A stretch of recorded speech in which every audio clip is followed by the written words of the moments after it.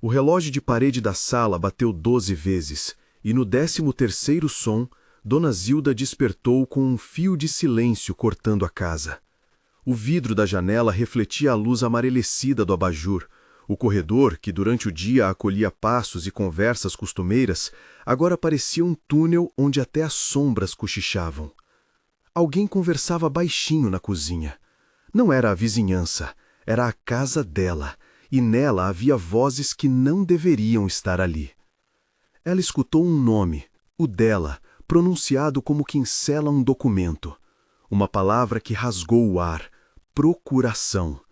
Depois, outra frase que fez o coração de Dona Zilda tremer: assinar amanhã e resolver de vez. Era uma sentença sussurrada, mas carregada de coisas maiores do que a voz: pressa, cálculo e uma frieza ensaiada. Na manhã seguinte, a mansão no alto da rua, onde os carros brilhavam como espelhos e o jardim parecia quadro de revista, devolveu à luz o rosto sério de Sílvia. Era elegante, perfumada, gestos ensaiados. Ao redor dela, a sensação de sucesso se exibia sem vontade de se esconder. Do outro lado, a casa de Dona Zilda continuava lá, com seu portão enferrujado e as plantas que cresciam em desordem, guardando memórias. O cheiro de café passado no fogão, a toalha estendida com o bordado que ela fizera quando era jovem, as fotografias que restaram no aparador. Duas casas tão próximas e tão distantes. Dona Zilda era pequena e firme como a madeira antiga da sua cadeira de balanço. Teve filhos, cerâmica quebrada, preocupações remendadas com oração. Viveu tanto que aprendeu que a palavra segurança podia se desfazer em uma noite. Aprendeu também a reconhecer o tom de voz que anuncia perigo. Quando ouviu o que ouviu naquela madrugada, algo antigo dentro dela, um instinto de proteção, acordou. Na rua, Jonas cruzava a calçada devagar, vestindo o casaco que sempre lhe coubera com familiaridade. As pessoas da comunidade o conheciam por muitos nomes: jardineiro, porteiro, amigo da família. Mas havia um traço em Jonas que chamava mais atenção do que qualquer profissão: sua estatura baixa, que o fazia visível num mundo que nem sempre enxergava os menores. Ele ia e vinha há décadas na vida de Dona Zilda. Sabia onde estavam os remédios, qual panela iria no fogo e qual lembrança pedir. Havia nele algo de protetor que não dependia de força, dependia de presença. Naquele dia, Jonas percebeu a casa mais quieta. Dona Zilda lhe abriu a porta com os olhos ainda sombrios da madrugada. Leu no rosto do homem o que ela não queria dizer em voz alta, e mesmo sem palavras, os dois souberam que as coisas haviam mudado. Ela o puxou para dentro da sala, fechou a porta com cuidado e botou na mesa um envelope. Não era grande, mas suas mãos tremiam quando o colocou sobre a madeira. Encontrei isso, disse ela, voz baixa. Era para amanhã. Diz que eu devo assinar. Jonas sentiu o coração apertar. Abriu o envelope e, por um segundo, o mundo ficou feito de papel e tinta. Havia uma procuração. Havia a assinatura a ser feita. Havia uma cláusula que dava poderes a terceiros para decidir o destino da casa. O próprio nome de Dona Zilda estava impresso com tinta oficial, como se um destino já estivesse escrito sem que ela soubesse. Quem trouxe isso? Perguntou Jonas. Ela falou o nome como se dissesse uma oração com medo. Sílvia. Sílvia. Nome de mulher elegante, presente nos almoços em que cortava fatias de conversa com delicadeza. Nome de quem soube sorrir quando convinha e fez promessas com mãos frias. Sílvia era conhecida por usar os bons restaurantes como palco e a generosidade como moeda. Tinha um filho que andava de carro importado e um olhar que julgava resultados antes de ouvir histórias. Chamavam-no Ricardo, o rapaz que, anos antes, multiplicara negócios e fortuna. Ricardo, o milionário, cujo nome agora pendia sobre a casa de Zilda como nuvem carregada. Dona Zilda fechou os olhos e deixou as lembranças escorrerem. Lembrou das festas de família, das mesadas dadas, do menino que chamava por mãe e prometia mundos. Agora havia silêncio entre eles. e naquele papel havia a promessa de que tudo poderia acabar, desapossada não por força física, mas por uma caneta e um acordo costurado nas sombras. Eu não vou, ela começou. Jonas segurou sua mão. Era uma mão enrugada, com veias que pareciam mapas de batalhas de outra era. Ele era leal, sabia costurar uma mala às pressas, sabia dar tchau sem dizer adeus. Tinha um rosto que transmitia seriedade. E havia uma coisa em Jonas que poucos percebiam. Em sua calma havia coragem, aquela que germina quando alguém pequeno decide erguer-se contra o que não é justo. A gente não pode esperar, disse ele. Eles podem tentar amanhã ou da semana que vem. Não podemos permitir que a senhora seja forçada a assinar, Dona Zilda. Não dessa maneira. Dona Zilda fez um pequeno sopro, como quem afasta as nuvens de dentro do peito. Breve oração escapou entre os lábios. Senhor, dá-me clareza, dá-me força para o que virá, e não me deixe cegar pelo medo. Jonas fez sinal com a cabeça, quase um aceno secreto, e saiu para cumprir seu papel. Precisavam de documentos, cópias do RG, contratos, medicamentos, pequenas coisas que, reunidas, poderiam servir como prova de que alguém tentara manipular a idosa. Precisavam também de um plano que protegesse o que não tinha preço. As lembranças, os sabonetes antigos, as fotos com os netos na beira da praia. Lucas, o neto, tinha 19 anos e o olhar inquieto da juventude que se forma em noites mal dormidas, entre birras de celular e empregos temporários. Ele veio correndo quando Jonas chamou. Os três se reuniram no pequeno quarto onde Dona Zilda guardava as roupas de inverno. Havia um silêncio tenso, e no canto do quarto a velha máquina de costura parecia ouvir. Se eu ficar aqui, eles vão me convencer. Dona Zilda falou com firmeza pétrea. Eu os reconheço. Posso perder a cabeça com a conversa, me sentir fraca e, no fim, assinar. Não quero que minha casa desapareça porque eu deixei de ver o perigo com meus próprios olhos. Lucas olhou para o avô de coração estilhaçado. Não queria perder a avó, não queria ver a casa vendida, não queria ter que explicar depois por que ficou calado enquanto tudo se desfazia. Tinha vontade de gritar, de partir para o confronto, de quebrar tudo. Mas sabia que o perigo às vezes vinha embalado em sigilo e diplomacia. E sabia também que havia pessoas com ambições que se escondiam atrás de jantares e palavras gentis. — A senhora quer ir para onde? — perguntou Lucas, voz ainda jovem, mas pronta para aceitar o que viesse. — Onde há gente simples, onde não peça o preço da minha memória — respondeu Zilda. Rouparia as fotos no colo e partiríamos. Eles passaram a tarde reunindo papéis.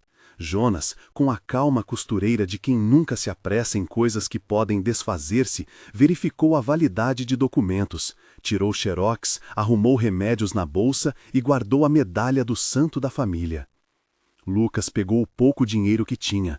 Zilda, com os olhos marejados, embrulhou um pedaço de bolo em papel alumínio. A casa estava cheia de cheiros, café, bolo, as roupas que cheiravam a lavanda. À medida que a tarde caía, os preparativos se tornavam quase um ritual de proteção. Senhor, dá-nos caminho, murmurou Jonas, como uma oração prática mais do que teológica, pedindo discernimento para a noite que viria. Eles fizeram um pacto simples. Sairiam naquele mesmo dia, ao anoitecer, por uma rota que Jonas conhecia. Iria até a casa de um velho amigo em uma rua distante, onde ninguém esperaria uma idosa com uma mala. Lá, poderiam reorganizar a vida sem a pressão de canetas alheias. O plano parecia frágil e ao mesmo tempo firme como fio de costura. Era tudo o que poderiam fazer. Documentos na bolsa, dinheiro, remédios, uma rota. Nada de heroísmos imprudentes, nada de confrontos desnecessários, apenas preservação. Mas havia um elemento incerto, Sílvia. O nome ressoada como sombra. Sônia? Sílvia? Não importava o adorno, importava a intenção. Sílvia, a mãe de Ricardo, a mulher que respirava sucesso e que via o mundo por meio de propriedades e possibilidades. Tinha olhos de quem via lucro onde os outros viam raízes. E ela não escondia sua vontade. Queria aquele terreno para um projeto. Queria transformar o passado de alguém em tijolos brilhantes. E para isso precisava de justificativa. Uma procuração, uma assinatura, um argumento persuasivo. Antes da noite desabar, Jonas foi até o portão e ficou por um tempo olhando a rua. Observou a mansão no alto da rua.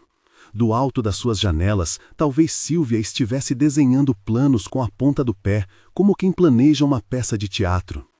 Jonas não subestimou a força do dinheiro. Sabia que muitas vezes o poder se dissimulava em palavras suaves e em amizades compradas. Tinha visto isso antes. Pequenas cidades onde o silêncio se vendia por favores, onde as crianças diziam obrigado com a mesma boca que aceitava passividade. Quando o céu finalmente empurrou a luz para longe, eles se moveram. A noite estava de chuva fina, aquelas gotas que parecem limpar a alma e, ao mesmo tempo, enxugar as possibilidades. Zilda vestiu um casaco velho, ajeitou o lenço no pescoço, colocou no bolso a fotografia do marido que havia partido. Jonas carregou a mala, Lucas levou a mochila com os papéis. Saíram em silêncio, como quem não quer acordar a cidade. Pareciam fugitivos de um destino que não haviam pedido. No portão, Jonas hesitou um segundo. Olhou para trás, para a janela da sala onde a luz amarela tremia. Pensou em toda aquela história. Em clientes que o desdenharam por sua estatura, em pessoas que confundiam gentileza com fraqueza. Rifou o receio e empurrou o portão. A corrente fez um ruído baixo, metálico, que soou alto na rua vazia. A rua os recebeu com o som da chuva batendo contra os paralelepípedos, o farol distante de um carro, o latido ocasional de um cão. Respiraram. Eram 3, e em cada um batia uma história que não caberia naquele momento. Passaram rápido pelo branco das casas, o brilho dos postes, a mansão de Sylvia destacando-se como farol de outro mundo. O carro que Jonas escolhera havia sido emprestado por um amigo. Não era bonito, mas tinha motor forte e volante que Jonas sabia conduzir. Enrolaram o casaco de Zilda nas costas do banco, ajeitaram as bolsas. Lucas ficou no banco de trás, apertando o envelope que continha as cópias dos documentos. Era engraçado, o objeto que poderia destruir tudo estava ali, frágil e real. Jonas olhou para o espelho retrovisor e viu o rosto de Zilda. Ela enxugou uma lágrima e fez que sim com a cabeça, como se dissesse, vai. Tinham pouco tempo, cada minuto era conta regressiva. No momento em que o motor roncou, um carro preto deslizou o caminho abaixo. As luzes o seguiram. Jonas sentiu um frio no estômago. O coração que não temia a violência física, temia sempre a articulação da traição. O carro preto parou à distância, sob a luz de um poste. 2 figuras saíram lentamente. Uma delas tinha um paletó que brilhava na chuva. Era alguém que sabia se portar. A outra permaneceu nas sombras. Eles já perceberam, murmurou Lucas com a voz presa. Está ali, mãe? Apontou para a mansão. Dona Zilda fechou os olhos. Por um momento, a vida inteira passou em flashes. O menino que deu os primeiros passos em seu quintal, o pão com manteiga nas manhãs de domingo, os aniversários, como se cada memória fosse uma vela que ela tinha obrigação de proteger. Se for preciso, enfrentamos, disse Jonas, voz baixa, sem bravata, só decisão. Eles aumentaram a velocidade, a chuva agora era mais forte, o vidro dianteiro era um aquário. O portão da mansão começou a recuar em silêncio, mas o carro preto também avançava. Os postes desenhavam riscas amarelas na rua. A cidade parecia não notar que, naquele instante, uma pequena família carregava consigo o resto de uma vida. Quando o veículo de Jonas passou pelo primeiro cruzamento, as luzes do carro preto acenderam e piscaram atrás deles, como se alguém a tornasse atenta e vigilante. Jonas dirigia com cuidado, conhecia as ruas como quem conhece as próprias mãos. Sabia as rotas alternativas, as vielas que poupavam, as pequenas entradas que confundiam taxistas e policiais. E ainda assim, o aperto no peito não cedia. Havia algo em andar com pressa que revelava fraquezas, portas mal fechadas, objetos esquecidos, rostos que se voltavam. Perto do primeiro semáforo, o carro preto virou. Não seguia uma rota qualquer, vinha de encontro, direto, como se soubesse o trajeto. Jonas reduzira a velocidade. Tornou-se consciente de cada som, o tic-tac do relógio no painel do carro, a respiração pesada de Lucas, os pneus cortando a água. A mão de Zilda apertou firme a alça da bolsa. Então, um farol se acendeu à esquerda. Uma figura corria sob a chuva. Apareceu de repente, como se tivesse surgido do próprio ar, um vulto com passo decidido. Não era possível identificar muito. Casaco comprido, cabelo preso e um semblante que não fugia. Viu-se apenas a coragem estampada na atitude, alguém que cruzava a rua para pôr-se entre dois carros. O carro preto acelerou um pouco, o coração de Jonas bateu mais forte. Era o momento de decidir, continuar ou parar. Pisar no acelerador poderia significar distanciar-se da perseguição, mas deixar alguém no meio da rua, em risco, não era da sua natureza. Ele desacelerou, olhos fixos no retrovisor. O vulto parou, e as mãos que seguravam algo, talvez um guarda-chuva, ergueram-na como quem marca território. Uma voz cortou a chuva, breve, firme. "Ei, o que vocês pensam que estão fazendo?" Do carro preto desceu um homem com voz de negociante.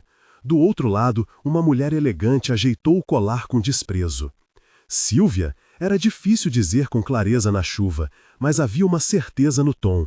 Eram pessoas que não estavam ali por acaso. O carro de Sílvia encostou e a janela abriu.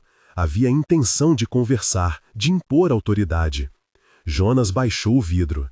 A chuva parecia lavar o rosto de todos, como se limpasse máscaras, ou, talvez, apenas revelasse-as. "Nós estamos indo", disse Jonas, sem se exibir. "Não há nada que precisem aqui." "A senhora sabe que este terreno é de interesse público", disse o homem, com a voz de quem usava números como argumentos. "Não queremos criar problemas, só queremos conversar. A senhora não precisa se preocupar com mudanças." Sílvia aproximou-se, olhar estudado, sorriso que não chegava aos olhos. Do outro lado, a mulher que atravessara a rua estava parada sob a luz do poste, respirando forte. Seus passos tinham vindo de lugar nenhum, mas havia plausibilidade na sua presença. Talvez tivesse ouvido a discussão, talvez fosse apenas curiosa que se interpõe onde sente injustiça. A desconhecida tinha nos olhos uma decisão que não pedia autorização. "Esta casa não está à venda", disse Dona Zilda, com uma calma que cabia depois de tanto medo. Sílvia inclinou a cabeça, deliberada, como quem avalia um obstáculo. "Dona Zilda, sabemos que há documentos que precisariam ser atualizados. Isso pode evitar problemas para todos. Pense no conforto, no cuidado que uma instituição poderia oferecer. Vocês não teriam que se preocupar." A palavra instituição veio como dedo apontado para a vulnerabilidade. Em outras palavras, internamento, afastamento, algo que desnatura uma vida para que outro a administre. Jonas sentiu as entranhas se fechar. Sabia o que eles queriam: abrir o portão para colocar alguém responsável pela casa, para que dali saísse livre o que alguém desejava. A sutileza era a armadilha mais cruel. Lucas, do banco de trás, esticou a mão e apertou a fotografia do pai. A mão do jovem tremeu. "Não vamos conversar", afirmou Jonas. "Já conversaram demais. Levanta as mãos para mostrar paz, não para tocar uma assinatura. Não tem justiça nessas promessas empilhadas." Sílvia sorriu com leve desprezo. "O que você sabe sobre negócios, Jonas? Pouco, mas o suficiente para proteger esse apego sentimental. Vamos resolver com civilidade." Jonas sentiu o sangue subir. Não era a hora de discussões de moral, era a hora da proteção. Ele colocou a mão no volante e fechou o vidro. O carro preto deu meia volta para bloquear a rua. O homem saiu para frente, com passos curtos, calculados, como quem marca o território. Nesse instante, a mulher que atravessara a rua, a desconhecida, aproximou-se. Não entrou no jogo da cortesia. Não sorriu nem tentou ser simpática. Estava molhada, o cabelo grudando no rosto, mas havia uma firmeza que parecia vir de um lugar que não tolera injustiça. "O senhor não tem esse direito", falou ela, voz limpa. "Não tem esse direito de vir aqui como se a vida das pessoas fosse mercadoria. E se é verdade que há papéis, que se mostrem nos trâmites legais, com testemunhas, sem pressão." Silvia observou a estranha com leve superioridade. "E você, quem é?" perguntou. "Alguém que não gosta de ver gente pequena intimidada por poder", respondeu a mulher. Quase um sussurro que cortou. "E, além disso, eu conheço o advogado do bairro. Tudo isso é muito transparente. Eu não aceito esse tipo de prática." Por um instante, a água na rua parecia escutar. Alguém desacelerou nas casas vizinhas, os rostos curiosos começaram a espreitar as cortinas. O jogo mudou de tom. Já não era apenas uma corrida clandestina pela posse de um imóvel, transformou-se numa disputa pública, com testemunhas. A sensação de ameaça, que antes era só dos que fugiam, agora tinha olhos virados a favor deles. Jonas manteve a mão no volante, ainda precavido. Ele sabia que coragem e prudência são irmãs que caminham juntas. A presença daquela mulher, tão inesperada quanto o aparecimento de um anjo na esquina, não garantia vitória, mas dava tempo. A presença dela criou um espelho, onde as ações dos poderosos passaram a ser vistas por outras pessoas. Dona Zilda olhou para aquela desconhecida como quem vê um rosto que Deus colocou ali. Não era uma figura celestial, era uma pessoa comum, de carne e osso, com uma capa de chuva pegando na cintura e olhos que não temiam. Havia gratidão no olhar de Zilda. Era uma gratidão que não se mensura, porque às vezes a ajuda chega pelas mãos de quem menos esperamos. Silvia, porém, não desistiu. Seu sorriso mudou de tônus, ficou mais duro, como metal. Sentiu-se desafiada por alguém que não acompanhava as regras que ela queria ditar. O homem ao seu lado moveu-se, consultando algo no telefone. Havia ligações que se faziam, ordens que se aguardavam. Eles sabiam que podiam apelar para instâncias maiores, advogados, contatos, até a utilização da influência do filho. Era a máquina do poder trabalhando nos bastidores. No banco de trás, Lucas respirou fundo e disse baixinho, como se ofertasse uma última confiança ao destino. "Não sei se temos tempo." Zilda apertou a mão do neto. "Senhor, dá-nos discernimento", sussurrou ela, como quem pede ao céu uma luz que guie os passos. "Se é para correr, que a senhora corra com dignidade. Se é para ficar, que haja reparação." A chuva aumentou, e o momento parecia suspenso. Havia comoção nas esquinas, pessoas que despertaram para aquilo que poderia ser um nome de injustiça. A desconhecida, agora sob o poste, manteve a postura. Parecia saber o que fazer. Jonas avaliava as possibilidades tal qual um estrategista silencioso. Sabia que paralisar poderia dar tempo para que Silvia acionasse contatos. Mas sabia também que uma atenção pública poderia dar-lhes proteção. Tudo dependia de segundos. Um cartão de visita trocado, uma chamada feita, um homem que dobrava a esquina em direção ao grupo. Ele sentiu a responsabilidade como algo que pesava e, ao mesmo tempo, o consolo de que, quando necessário, a bondade encontra meios de se manifestar. "Eu não vou permitir que levem a senhora", disse Jonas, olhando diretamente para Silvia. "Vai precisar derrubar esta casa sobre nós para conseguir o que quer." Silvia riu, um som frio. "Não é assim que o mundo funciona, Jonas. O mundo pede soluções, contratos, racionalidade. Vou fazer tudo dentro da lei." A palavra lei pairou entre eles como um escudo. Contudo, havia perguntas que a lei não responde. O que se faz com as memórias de alguém? O que se paga pelas histórias que uma casa abriga? As palavras de Silvia eram afiadas, mas vazias de humanidade. A desconhecida deu um passo à frente, como se dissesse que ali havia coragem, e não um convite a uma escalada de força. Mas o homem do carro preto sacou o celular e por um segundo um olhar se fixou. Na tela brilhava um número, uma conversa, como se estivesse chamando reforços ou buscando um instrumento para manipular a situação. Jonas trancou o carro com a chave, para que a estratégia fosse clara, não iriam fugir precipitadamente. Silvia, sentindo a mudança de plateia, tratou de recuperar terreno pelo argumento da razão.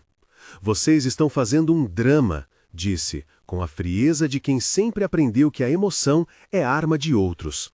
É tudo legal, há contratos, testemunhas e um advogado. Só quero acionar o que é necessário para que a administração da casa se torne adequada. Dona Zilda, encostada ao vidro embaçado do carro, respirou fundo e sentiu a mão de Jonas apertando a sua. Havia confiança naquele aperto, um pacto feito sem palavras. José não precisava de uma casa de vidro, murmurou ela, mais para si do que para os outros. Ele precisava de carinho. A frase, pequena e cortante, trouxe à luz o que a lei e o contrato não capturam: a delicadeza de uma vida. O barulho da chuva no capô soou como prece. Lucas, do banco de trás, respirou tão profundamente que parecia se encher de ar novo. Ali, no contato dos olhares, havia uma decisão que brotava. Sílvia esticou a mão e falou o nome de Ricardo no telefone. O toque que a tecnologia dá às pessoas que estão longe sutilmente transformou a cena. Poucos minutos depois, um carro de luxo apareceu dobrando a esquina, pneus cantando na água. Ricardo saiu, elegante, o paletó pingando também. Havia um semblante confuso no rosto dele, como se alguém tivesse subitamente mostrado uma fotografia que lembrava de um dia que ele havia preferido esquecer. Ao se aproximar, Ricardo cruzou o olhar com a avó. Por um instante, tudo congelou. O homem de negócios de terno e gravata e a idosa com o lenço no pescoço. A mesma história, dois papéis separados. Na face de Ricardo, algo se abriu. Não o riso satisfeito do vencedor, mas um ar de súbita compreensão. Ele ouviu, como quem escuta pela primeira vez, a voz de Jonas explicando o que ocorrera. Ouviu o nome da mulher que se camuflara em elegância e ouviu o pedido contido da avó. «Mãe», disse Ricardo, com a voz que balançava entre frieza e dor, «o que você fez?» Sílvia tentou disfarçar, mas a pressa na pronúncia a entregou-a. «É por seu bem, filho», argumentou. «Se a terra é vendida, há dinheiro para que ela seja bem cuidada. Para tudo há solução». Ricardo entrou num conflito, que Jonas viu traduzido no rosto do rapaz. Havia ganhos e havia custo. Ele lembrou das noites em que o pai o chamara para conversar sobre futuro. Lembrou das promessas feitas na adolescência e das despedidas que, muitas vezes, são empurradas com retórica. «Não foi assim que eu imaginei», murmurou Ricardo. E não era frase de defesa, era arrependimento aquecido por surpresa. «Eu pensei que a gente poderia, eu não sabia que vocês iam empurrar ela assim». A explicação caiu como uma pedra que estilhaça vidros. Não justificava o gesto de Sílvia, mas abria uma fresta por onde a verdade poderia entrar. Sílvia, sentindo-se encurralada, tentou retomar a narrativa de razão. Contratos, burocracia, necessidade. Mas a presença da testemunha e a confusão de Ricardo transformaram a sessão numa arena de exposição. Mara, a desconhecida, aproximou-se de Ricardo com calma e, com a delicadeza de quem costuma lidar com dores alheias, falou baixo. «Senhor, há outra maneira. Se há dívida, há conversa com o banco, há reassentamento, há ajuda. Não se aterrorizam vidas para acertar contas». Ricardo olhou para a avó. A chuva escorria pelo lenço dela. Havia, naquele instante, um pequeno quebre. A empatia venceu a lógica do negócio. O homem que criar faturas e orçamentos entendeu que alguns números não compensam a perda completa do humano. Respirou fundo e, antes que a mãe pudesse dizer palavra, se posicionou. «Não», falou Ricardo, e sua voz teve a firmeza que no passado talvez tivesse sido rara. «Mãe, nós não vamos tirar a casa dela. Eu não vou permitir». A afirmação pareceu reduzir Sílvia a uma criança que perdia um brinquedo. Havia na reação de Sílvia um misto de raiva e vergonha. Ela recuou, tentou agarrar o argumento de que estava correta, mas as palavras saíam finas. «Ricardo», disse ela sem força, «você não entende as contas, você não vê a pressão, é preciso». «Eu vejo», respondeu ele, interrompendo com honestidade dura. «Mas ver não me dá o direito de transformar minha avó em peça de troca. Não é assim que se faz». Houve silêncio. O homem do carro preto virou e entrou no carro, dando sinais de que a operação havia acabado. As figuras que o acompanhavam sumiram entre a chuva. Silvia ficou ali, como se esperasse uma intervenção, uma justificativa que a absolvesse. Mara voltou-se para ela com olhos que não julgavam, mas lançavam pontes. "Precisa de ajuda, dona Silvia?" perguntou Mara, como quem oferece uma saída. Silvia não respondeu de imediato. O orgulho teve sua última palavra, depois foi substituído por algo humano, lágrimas. Não foi cena de novela, foi cena verdadeira. As lágrimas que não representam só fraqueza, mas o peso de escolhas feitas por medo. Silvia cobriu o rosto e por trás a voz saiu como confissão. "Eu tive medo", disse ela num fio que tremia. Medo de perder a tal posição, medo de não conseguir manter o que construí. A pressão veio de quem acreditava que a única saída era mexer em tudo. Achei que aquilo que eu construí se justificaria. Jonas olhou para a mulher que estivera sua oponente e, por um segundo, sentiu pena. Não porque fosse ingênuo, mas porque entendia que o medo em muitos leva à mão que aprisiona. Dona Zilda, em silêncio, observou. Havia no rosto dela uma calma que vinha de anos. Sabia que o perdão leva tempo, mas o início do gesto é sempre a abertura. "Senhor, dá-nos misericórdia", murmurou ela sem levantar a voz. "Dá-nos compaixão para agir com verdade. Dá-nos coragem para perdoar quando houver arrependimento." A oração foi pequena, e a chuva pareceu responder com ritmo compassado. Lucas, ainda com o envelope nas mãos, sentiu que a batalha não estava inteiramente ganha, mas que a maré mudara. O rol de testemunhas crescia, e a cidade ali presente parecia pronta a cobrar retidão. Mara, sem cerimônia, falou sobre passos práticos. Conhecia um advogado que trabalhava com casos de proteção ao idoso. Citou um contato, descreveu como registrar uma ocorrência, como buscar orientação social. Era uma intervenção prática mais que heróica. Não havia arma, nem batida teatral, havia métodos, testemunhas e pessoas dispostas a formalizar o que a boca já dizia. A moral de um ato tornava-se prova em papel e depoimentos. Nos dias que se seguiram, um conjunto de atitudes aconteceu. Conversas, ligações, documentos checados. Ricardo pediu tempo para revisar tudo. Buscou o arquivo da família e, com choque, notou que algumas assinaturas apresentavam indícios de hasteamento, marcas e datas que não combinavam. A pressão externa que sua mãe sofrera era real, mas o modo como havia reagido foi, ao menos então, incorreto. Aos poucos, ele viu que o que se ganha em bens pode custar mais do que o cobrado. E as pessoas sabem escutar o que dói. O remorso tem voz. Houve uma audiência curta, mais civil do que espetáculo. O advogado que Mara indicara sugeriu que, por hora, tudo ficasse congelado. Os papéis notariais seriam periciados e a casa permaneceria com Dona Zilda até que se apurasse qualquer irregularidade. Ricardo assinou termos de suspensão, olhando para a avó com olhos que misturavam vergonha e ternura. Silvia, sozinha no pequeno escritório que antes fora teatro de planos, recebeu visitas, inclusive do próprio filho, que colocou limites claros. A verdade não fez coro automático de redenção. Havia muito a ser acertado. Havia conversas difíceis, telefonemas, prestadores cobrando e pequenas contas para pagar. Mas havia também uma outra narrativa iniciando, a de que ninguém precisa resolver tudo sozinho e que pedir ajuda tem dignidade. Nos meses seguintes, as coisas se rearranjaram. Dona Zilda não voltou imediatamente para a mansão no alto da rua. O trauma pedira um espaço menor para se curar. Ela aceitou com cautela e dignidade a oferta de uma casa simples num bairro mais calmo, não por troca, mas por escolha.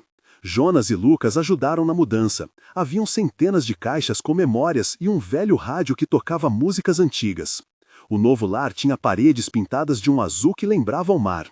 A mudança deu espaço para que a relação se refizesse, agora sem pressa e sem armaduras. A comunidade que se movia ao redor desempenhou papel vital. Vizinhos ajudaram na mudança, a padaria vendeu pães para a primeira manhã, a costureira arrumou cortinas. Mara continuou como presença discreta. Apareceu algumas vezes, trouxe contatos, participou de reuniões que juntaram família e advogado. A figura da desconhecida que vira-se heroína na chuva tornou-se de fato um rosto conhecido que passara a se envolver em pequenas causas. Ela não queria crédito, queria apenas que justiça andasse com humanidade. Sílvia, por sua vez, passou duros dias. Não houve punição sensacionalista, mas sim responsabilização. Ela compareceu a encontros, conversou com profissionais que ajudavam em questões financeiras e participou de grupos de apoio. Não foi um curso de redenção instantânea, foi itinerário de correção. Aos poucos, alguns muros caíram. Uma carta sincera que ela escreveu a Dona Zilda apareceu como pequeno gesto.